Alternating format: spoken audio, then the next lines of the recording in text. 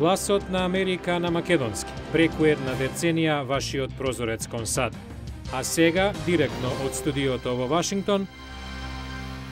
Добро вечер. Го гледате ТВ журналот Newsflash на Гласот на Америка на македонски јазик. Јас сум Лилица Китановска. Меѓународните донатори ветија 4 милиарди долари за вакцини за децата во светот. А вчера се одржа и првата председателска дебата на републиканците. За се во ова и многу повеќе ќе ви кажеме во денешнава емисија. Вчера зборувавме за важноста и дилемите околу иницијативата донатори да обезбедат вакцини за децата во сиромашните земји. Убави вести од донаторската конференција во Лондон. Ветени се 4 милиарди долари. Оптимистичките надежи на иницијаторите беа 3,75 милиарди. Ова ќе овозможи вакцинирање на 250 милиони деца, спасувајќи 4 милиони животи. А денес, председателот Обама е во Комонвелтот Пуерто Рико, станувајќи првиот актуелен американски председател кој направил официјална посета на островот за изминативе 50 години. Инаку Обама го исполнува изборното ветување дека ќе дојде на територијата како председател, но и работи на посегнување по хиспанскиот гласачки блок за наредните избори. Меѓународниот монетарен фонд ја стесни листата на кандидати за врвната позиција. Бордот на ММФ вели дека француската министерка за финансии Кристин Лагард и шефот на Мексиканската централна банка Агустин Карстенс се преостанатите кандидати за челната функција на глобалниот заемодавач. Функцијата стана достапна откако поранешниот раководител Доминик Штраус-Кан беше обвинет за сексуално напаствување во мај. ММФ планира да го избере новиот шеф до крајот на јуни.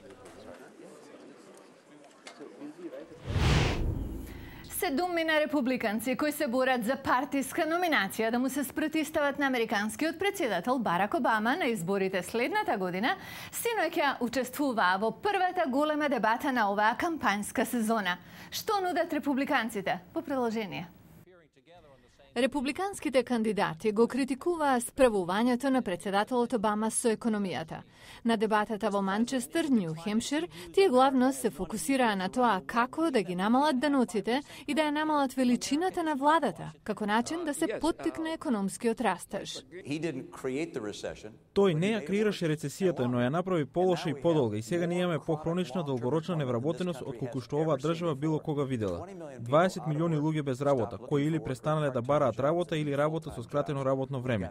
Имаме криза во секторот за домување што продолжува да се влошува и губењето на домови е на рекордно ниво. Овој председател потврди. На дебатата беше претпоставениот лидер меѓу кандидатите во трката за републиканска номинација, поранешниот гувернер на Масачусетс Мит Ромни. Сепак, многу републиканци него го сметаат за премногу умерен во партијата што станува се по-конзервативна. Да нема забуна, вечерва сакам да соопштам. Председателот Обама е председател за еден мандат. Еден од најпознатите меѓу седумтемина е поранешниот спикер на представничкиот дом Њут Гингрич, чија трка за Белата куќа е подзакана од минато неделната масовна оставка на вработените во неговата кампања. Пред се ја контролирате границата. Ние можеме да побараме од националната гарда да оди во Ирак, бараме од националната гарда да оди во Кувејт, бараме од националната гарда да оди во Авганистан. Ќе направевме многу повеќе за американската безбедност ако имавме националната гарда на границата.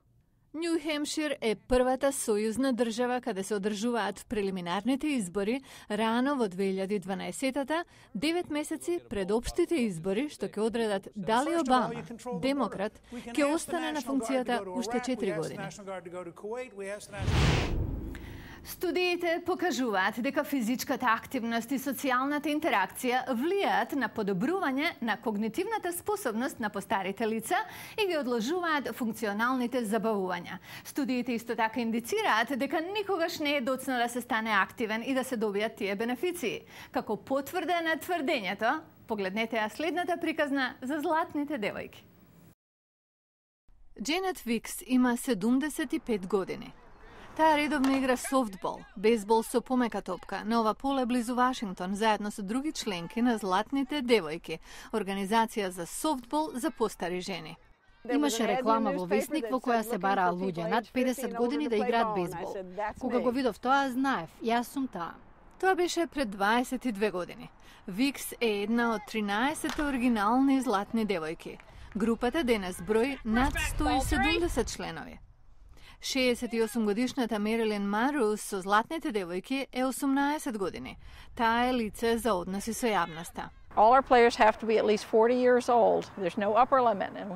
Сите наши играчи треба да имаат најмалку 40 години. Нема горна граница. На 70 и 80 години некои уште играат. Лигата има 4 тимови. Малери вели дека некои од жените никогаш порано не играле, додека некои играле цел живот. 74 годишната Ширли Томсон им се приклучила пред 5 години.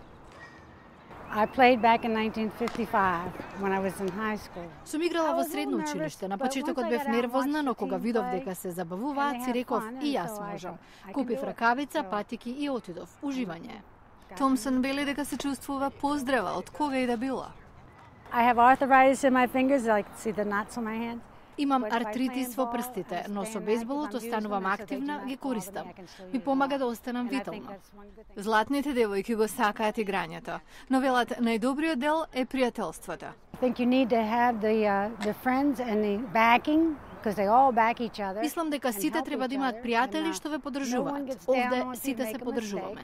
Никого не отпишуваме ако направи грешка. Тоа најмногу ми се допаѓа. Имаме и други работи што ни се заеднички освен играњето во тимот. Патуваме заедно. Многу убави работи ни се случуваат. Секоја сабота тие имаат надпревари. Вежбаат по околу 2 часа и одржуваат и градат силата. Уморни се кога одат дома, но убаво уморни велат. Викс вели дека најдобра одлука што донела е да се приклучи на златните девојки. Кој не слушнал дека редовно тестирање е добро за рано откривање на болести, а особено рак? Но дали е така? Нова студија покажа дека не е така кога се работи за рак на јајници. Дури уште повеќе, некои тврдат дека честите, лажни, позитивни резултати прават повеќе штета отколку добро. Гледајте утре во Newsflash. Ова беше Newsflash на Гласот на Америка на македонски јазик. Јас сум Лилица Китановска. А многу повеќе информации ќе најдете на нашата веб страница. Адресата е glasnaamerika.com. До гледање.